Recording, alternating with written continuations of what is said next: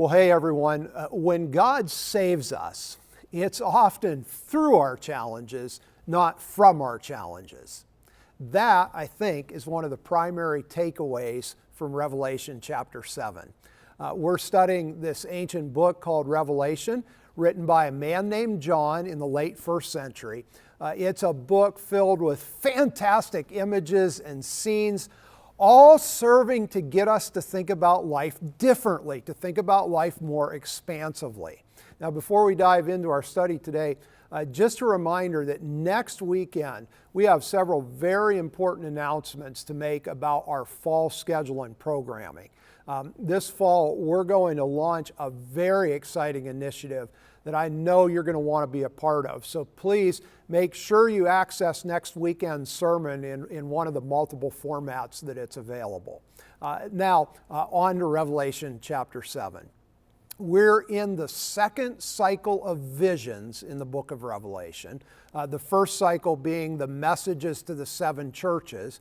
Then the second cycle beginning with the author's vision of heaven and the throne of God in the center of all creation. Remember, God holds in his hand a scroll sealed with 7 seals. And the scroll is given to the slain lamb who begins one by one to break open the 7 seals. And again, as we've said multiple times, John is not trying to give us a textbook description of heaven or of God. Instead, he's using imagery and symbolism to awaken our imagination. So for instance, Jesus Christ in John's spirit-guided imagination is seen as a slain lamb. What a powerful image of the nature and the role of Jesus Christ. Revelation, it's an impressionistic painting, not a schematic diagram. Now, the first 6 seals, they portray devastation and destruction. Oppression, war, famine, pestilence, persecution, judgment, all images that sadly have been constant realities in the human experience, haven't they? These are things that we often live with an illusion that we've been spared from or are safe from, but then they show up and we realize just how vulnerable we are. The first 6 seals depict realities of life that have been present in every century and in every generation. Again, we often experience prolonged periods of time when these things seem to have been vanquished or eliminated, but then one or more of these troubling realities shows up and we realize just how vulnerable we are. Life isn't as safe as we sometimes think it is. At the end of the opening of the 6th seal, the people of the earth, they cry out, "Who is able to stand?" Have you ever felt like that? How are we going to make it? Who can survive this? Can I keep on going? When confronted with life's challenges, we often find ourselves asking these things, don't we? Who is able to stand? Well, now, instead of opening the 7th seal, John, the author, is going to answer that question, who is able to stand? And he's going to answer that question with another vision, another dream, another picture from his spirit-guided imagination. So let's listen as John describes what he sees. After these things I saw 4 angels standing at the 4 corners of the earth, holding the 4 winds of the earth, that the wind should not blow on the earth, on the sea, or on any tree. Then I saw another angel ascending from the east, having the seal of the living God. And he cried with a loud voice to the 4 angels to whom it was granted to harm the earth and the sea. Do not harm the earth, the sea, or the trees, till we have sealed the servants of our God on their foreheads. And I heard the number of those who were sealed. 144,000 of all the tribes of the children of Israel were sealed. Of the tribe of Judah, 12,000 were sealed. Of the tribe of Reuben, 12,000 were sealed. Of the tribe of Gad, 12,000 were sealed. Of the tribe of Asher, 12,000 were sealed. Of the tribe of Naphtali, 12,000 were sealed. Of the tribe of Manasseh, 12,000 were sealed. Of the tribe of Simeon, 12,000 were sealed. Of the tribe of Levi, 12,000 were sealed. Of the tribe of Issachar, 12,000 were sealed. Of the tribe of Zebulun, 12,000 were sealed. Of the tribe of Joseph, 12,000 were sealed. Of the tribe of Benjamin, 12,000 were sealed. After these things I looked, and behold, a great multitude which no one could number, of all nations, tribes, peoples, and tongues, standing before the throne and before the Lamb, clothed with white robes, with palm branches in their hands, and crying out with a loud voice, Salvation belongs to our God who sits on the throne and to the Lamb. All the angels stood around the throne, and the elders and the 4 living creatures, and fell on their faces before the throne and worshipped God. Amen.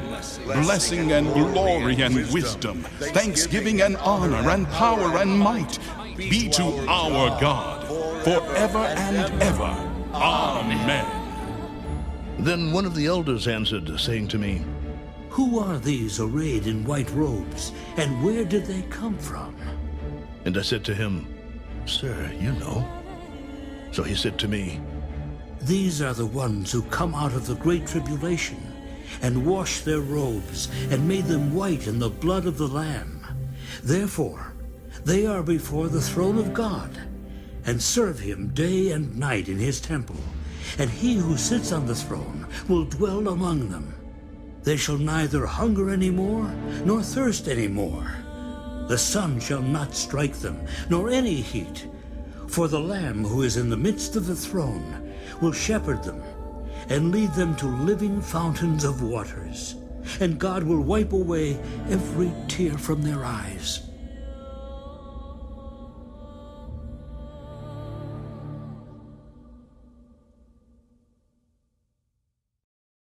Wow. There's a lot to this, isn't there? John first sees a group of 144,000 people, 12,000 from each of the 12 tribes of Israel. Remember, the nation of Israel traces its origins back to a man from the ancient world named Abraham. Abraham had a son named Isaac. Isaac had a son named Jacob. Jacob's name was changed to Israel, and Israel had 12 sons. These 12 sons become the leaders of the 12 tribes of Israel.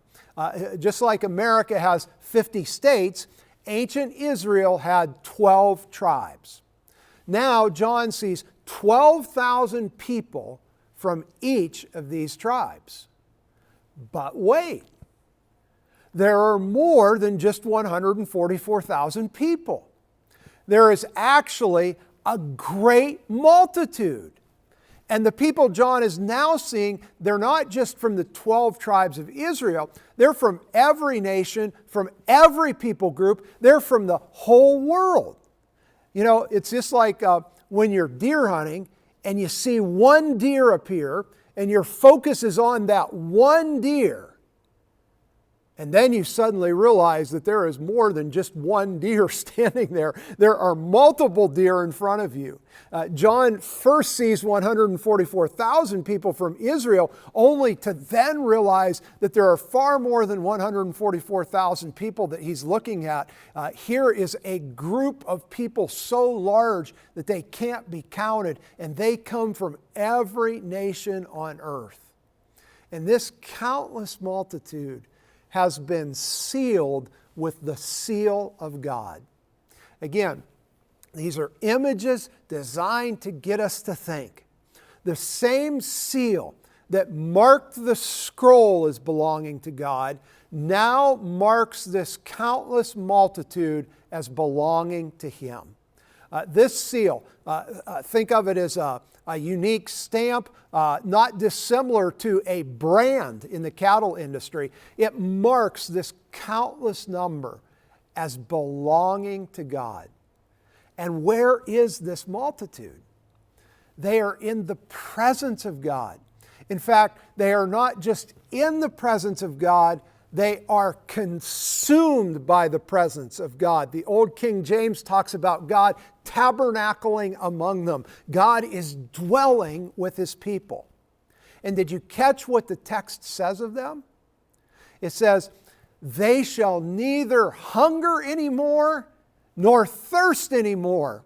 The sun shall not strike them, nor any heat, for the Lamb who is in the midst of the throne will shepherd them and lead them to living fountains of waters. And God will wipe away every tear from their eyes. Wow. So who are they? Because I would like to be one of them. That's the question John puts in the mouth of one of the elders. Then John turns the question back on the elder who asked it, an interesting literary device. And the elder responds with these words. He says, these are the ones who come out of the great tribulation and washed their robes and made them white in the blood of the Lamb.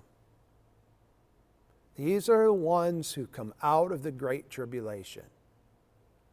So the question is, what is the great tribulation from which this multitude emerges? Well, before I answer that question, I need to say a few words about how this passage has frequently been explained, particularly in the popular religious culture of the last century. In the 1800s, a theological movement emerged in American Protestant Christianity known as dispensationalism. Dispensationalism argued that there was a progressive unfolding of God's revelation throughout the Scriptures, and that God related to people in different ways and means throughout the various stages of human history. Dispensationalists referred to these different stages of human history as dispensations. Now, there was, to be sure, some really good thinking behind this approach and understanding of the biblical text. This model, approach to the Scriptures, it was picked up by popular fundamentalist preachers and theologians in the 19th and 20th centuries, people like A.J. Gordon or Dwight L. Moody or Lewis Sperry Chafer.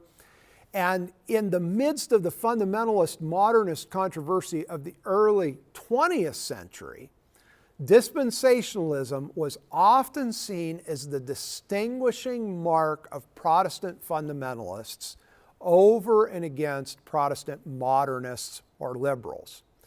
Dispensationalism, and particularly its treatment of the book of Revelation, became popularized at the end of the last century in books like Hal Lindsey's The Late Great Planet Earth and Tim LaHaye's Left Behind series. Now, if you grew up outside of Protestantism, say in the Catholic or Episcopal Church, or you grew up in one of the mainline Protestant denominations, you've probably never heard of any of this stuff. But if you grew up in certain segments of the church, like I and many of us did, what I'm talking about and referring to here, it was considered gospel. These writings and their interpretation of the book of Revelation were set on almost as high a pedestal as the Bible itself. And this understanding of the Bible, and particularly the book of Revelation, was often considered the only true way to understand the Bible. Now again, while dispensationalism has a lot to commend it as a theological system, the problem with all human theological systems is that when the system is overlaid on the biblical text, the system often inadvertently forces the text to fit the system instead of conforming the system to fit the text. If you start with a theological system in your approach to the biblical text, you'll invariably reach points in the biblical text where you choose to read and understand the biblical text in a way that conforms to your system instead of allowing the text to speak for itself on its own terms with its own voice from its own setting. And all theological systems are guilty of this at some level. From my perspective, and you're completely free to disagree with my perspective, dispensationalism does this in a very big way, especially with the book of Revelation. In my opinion, to fit a theological system, the Great Tribulation referred to in Revelation 7 is made out by dispensationalists to be a distinctive, and I would argue fanciful, 7-year period falling between the rapture of the church and the millennial kingdom, two terms that arise from dispensational theology. The concept of the rapture is developed within dispensationalism to remove the people of God from the intense suffering of the period, which is certainly an appealing concept. And while my purpose today is not in any way to pick a fight with dispensationalists, you're certainly free to understand the book of Revelation any way you want to. It is my intention to note that this popular understanding of the book of Revelation has created an understanding or an expectation that the people of God will be saved from tribulation. God will save us from the afflictions described in the book of Revelation. And while this is an intriguing concept, it doesn't fit the clearest, most congruent reading of the biblical text, nor does it fit the overarching narrative of Jesus' teachings and the book of Revelation as a whole. In its simplest, most basic understanding, the understanding that the first recipients of the book of Revelation would have had, and the prevailing understanding of the church for 1,800 years before the advent of dispensationalism, the Great Tribulation to which the author refers to here, it's a description of this present life, life in the here and now. This is the period of tribulation. Jesus made it clear in his statement recorded in John 16:33. He said, "In this world you will have trouble." Now guess what? That word that Jesus used for trouble in John 16:33, it is the same Greek word used for tribulation in Revelation chapter 7. Jesus' statement could be easily translated, "In this world you will have tribulation." Jesus was telling us that in this life we'll have trials, we'll have difficulties. We didn't need the Bible to tell us that, did we? This is the reality of our lives. The first 6 seals, denoting the suffering and oppression and pestilence of this life, they're all descriptions of trouble or tribulation. The world in which we live, it is sadly full of suffering. There's much good, to be sure. There's much to celebrate. There's much to rejoice about. But there is much that is not good. And if you are experiencing in this moment some of the not good, you find yourself crying out with the inhabitants of the earth at the end of chapter 6, "Who can stand?" Well, let me tell you who can stand. It's those who are sealed by God. Those who have washed their robes in the blood of the Lamb. These are saved not from the time of tribulation, but through the time of tribulation. God doesn't take us out of the trouble, He takes us through the trouble. Let me say that again. God doesn't take us out of the trouble, He takes us through the trouble. The way out is the way through. Now, one more thing. It'll take just a minute for us to explain, but it's really, really important. The book of Revelation does some neat things with time. As physicists are helping us see and understand, time is not as linear or as one-dimensional as we often think of it as being. In other words, Star Trek may have had it more right than we think. And in the context of the visions of the book of Revelation, visions of future settings and scenes, those visions are also often in a strange, nonlinear, multidimensional way. They're visions of present realities. In other words, what we view as a futuristic reality in heaven is also a presently experienced reality on earth. So in essence, what Revelation 7 depicts is not just this future reality for the people of God, but this present experience of God sealing, sustaining, helping, and blessing of His people in the midst of the conflict and tribulation of life. And what is the great conclusion of this vision? The conclusion is, we make it. We get through. How? By the seal of God and the sacrifice of Jesus. We are saved through, not from. Now, admittedly, this is a lot of theological and biblical jargon. Don't lose sight of the key points, which could be defined in this way. One, this life has stuff in it that is hard, stuff beyond our control, stuff that is difficult and at times downright devastating. Many of us listening today are going through some of that hard stuff. Two, often our prayers are for God to deliver us from our suffering. And these are certainly legitimate and admirable prayers. But three, the way in which God seems often to work, and certainly what is conveyed by the author of the book of Revelation, is that God saves us through the trial and tribulations of life, not simply from those trials and tribulations. The people of God, we make it. And we make it not just in a futuristic sense, but we make it with the reality of God's presence and help in the here and now.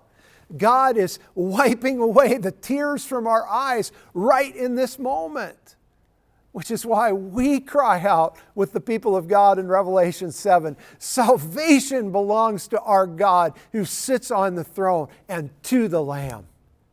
Sealed by God, I will survive.